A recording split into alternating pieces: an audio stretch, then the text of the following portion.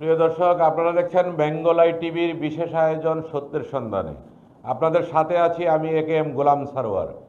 দীর্ঘ রাজনৈতিক দোলাচলের পর বাংলাদেশের রাজনীতিতে এক নতুন মোড়। সত্যের সন্ধানে আজকের অনুসন্ধানে উঠে এসেছে এমন কিছু তথ্য ও বিশ্লেষণ যা দেশের রাজনীতিক ভবিষ্যতের দিকে এক গভীর দৃষ্টিপাত করে। বর্তমান সময়ের সবচেয়ে আলোচিত নাম সাবেক প্রধানমন্ত্রী হাসিনা। একসময় দেশের সর্বোচ্চ ক্ষমতার আসীন এই নেতা বর্তমানে রয়েছে ভারতের রাজনৈতিক আশ্রয়ে, এমনটাই জানাচ্ছেন একাধিক কূটনৈতিক সূত্র। 2024 সালের গণঅভ্যুত্থানের পরবর্তী প্রেক্ষাপটে পাল্টে গেছে দেশের রাজনৈতিক মানচিত্র। প্রাক্তন সরকার প্রধানের দেশত্যাগ এবং সরকারের বিলুপ্তি এক নজিরবিহীন ঘটনা হিসেবে ইতিহাসে স্থান করে নিয়েছে।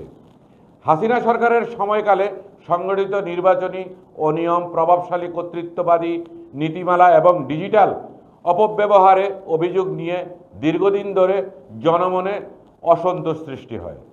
এ প্রসঙ্গে সাম্প্রতিক এক মন্তব্য রাজনৈতিক বিশ্লেষকরা বলেন, যে দল গণতন্ত্রের কথা বলতো তারাই এক পর্যায়ে বিরোধী দল দমন, ভোটে কারচুপি এবং ক্ষমতার একছত্র দখলে যুক্ত হয়। মৃত ভোটার, ডিজিটাল ছাপ্পা ও নির্বাচনের নাটকীয়তা। প্রতিবেদনে উঠে এসেছে, একসময় দেশে এমন পরিস্থিতি তৈরি হয়েছিল যেখানে মৃত ভোটারদের নামেও ভোট প্রদান করা হয়েছে। ডিজিটাল বাংলাদেশের নামে সেবাসমূহের আধুনিকায়ন হলেও রাজনৈতিক স্বচ্ছতা ও জবাবদিহিতার অভাব নিয়েই প্রশ্ন থেকে গেছে। শেখ হাসিনার পুত্র সজীব ওয়াজেদ জয়, যিনি দেশের প্রযুক্তি উপদেষ্টা ছিলেন, তার ভূমিকা নিয়েও প্রশ্ন তুলেছে অনেকে। একাধারে প্রযুক্তিবিদ ও পরামর্শদাতা হিসাবে পরিচিত হলেও বাস্তব অবদানের বিষয়ে দ্বিমত রয়েছে জনমনে। শেখ হাসিনা শব্দটা শুনলেই এখন কয়েকটা শব্দ মনে আসে। স্বৈরাচার, ফ্যাসিস্ট, পলাতক। তিনি বাংলাদেশের একমাত্র প্রধানমন্ত্রী যিনি জনরোষের তাড়ায় ক্ষমতা ছেড়ে পুরো দল নিয়েই পালাতে বাধ্য হয়েছেন। পুরো মন্ত্রিসভা নিয়ে পালানোর এমন ঘটনা বাংলাদেশে নজিরবিহীন। তবে এটা হাসিনার শেষ কীর্তি নয়, তার আরও বহু গুণ রয়েছে। তিনি কাঁঠালের বার্গার চিনিয়েছেন মানুষকে, কুমড়োর বেগুনি, পেঁয়াজ ও তেল ছাড়া রান্না, আরও কত কি। তবে এখানেও শেষ নয়, নির্বাচন নিয়েও হাসিনার আছে গুরুত্বপূর্ণ সব আবিষ্কার। বিশ্বের সব দেশে স্বচ্ছ আলোয় ভোট হলেও হাসিনার দেশে গণতান্ত্রিক ভোট হতো রাতের বেলায় নিরিবিলি এবং মনোমুগ্ধকর পরিবেশে। আর তিনি এই ব্যবস্থা করেছিলেন যাতে মৃতরাও কোনো বাধা ছাড়া ভোট দিতে পারে। তার আমলে দেশের লাখ লাখ মৃত মানুষ ভোটাধিকার ফিরে পেয়েছিল। আরও একটা কাহিনী ঘটত, কষ্ট করে কাউকেই ভোট দিতে যেতে হতো না। ডিজিটাল বাংলাদেশের রূপকার হাসিনার সাঙ্গপাঙ্গরাই ডিজিটাল পদ্ধতিতে ছাপ্পা মেরে দিত। এরপর সবশেষ তিনি দেখালেন ডামি নির্বাচন। পক্ষ বিপক্ষ এখানে সবই তার, তুমুল হাড্ডাহাড্ডি লড়াই, কিন্তু হাসিনা কখনো হারবেন না। কেবল হাসিনা নয়, তার পুত্র সজীব ওয়াজেদ জয়েরও রয়েছে কৃতিত্ব।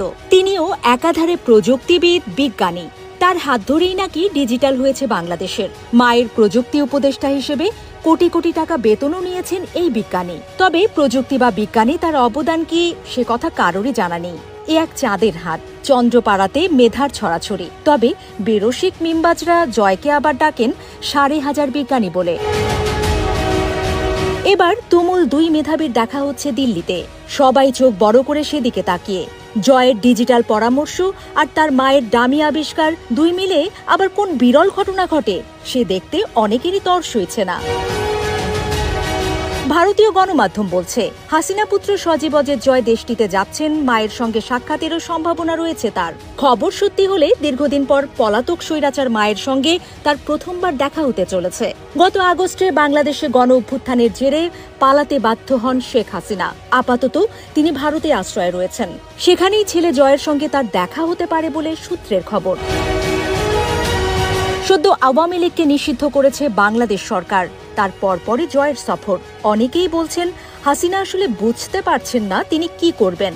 তার এতদিনের হুমকি ধামকি বৃথা গেছে, কোনো কৌশলই কাজে আসেনি। শেষ আশার সলতেও নিভে গেছে।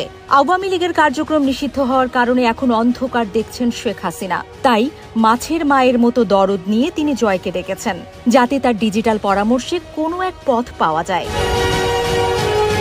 ভারতের সরকারি সূত্রের খবর, ভারতে এসে মায়ের সঙ্গে দেখা করার জন্য নয়াদিল্লির কাছে আবেদন জানিয়েছিলেন সজীব অজেদ জয়।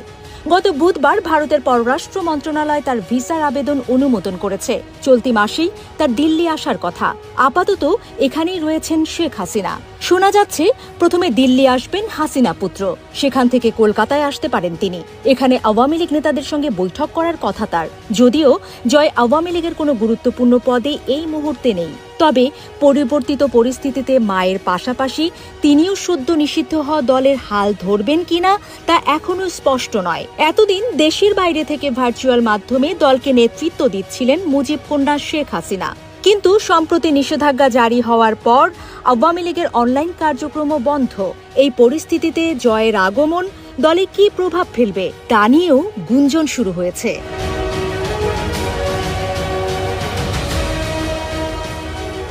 ভারত সফর ও অজানা পরিকল্পনা।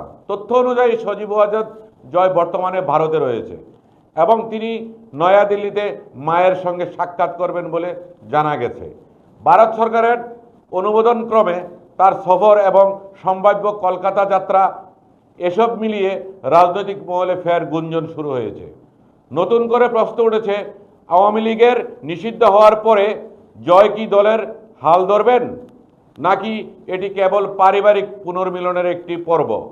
দেশের রাজনৈতিক ইতিহাসে এমন পরিবর্তন নতুন নয়, তবে এত দ্রুত ও নাটকীয়ভাবে ক্ষমতার পালাবদল বিরল। অনেকেই বলছে এটি একটি গণতান্ত্রিক চেতনার পুনর্জন্ম, আবার কেউ কেউ এটিকে দেখছেন নতুন ষড়যন্ত্রের ইঙ্গিত হিসেবে। সত্যের সন্ধানে আজকের পর্ব এখানেই শেষ করছি। আপনার মতামত জানান আমাদের ফেসবুক পেজ ও ইউটিউব চ্যানেলে। আমরা আবার ফিরে আসব নতুন কোনো সত্য ঘটনা নিয়ে। ততক্ষণ পর্যন্ত আমাদের সঙ্গে থাকুন। নিজে ভালো থাকুন, অন্যকে ভালো রাখুন। আল্লাহ হাফেজ।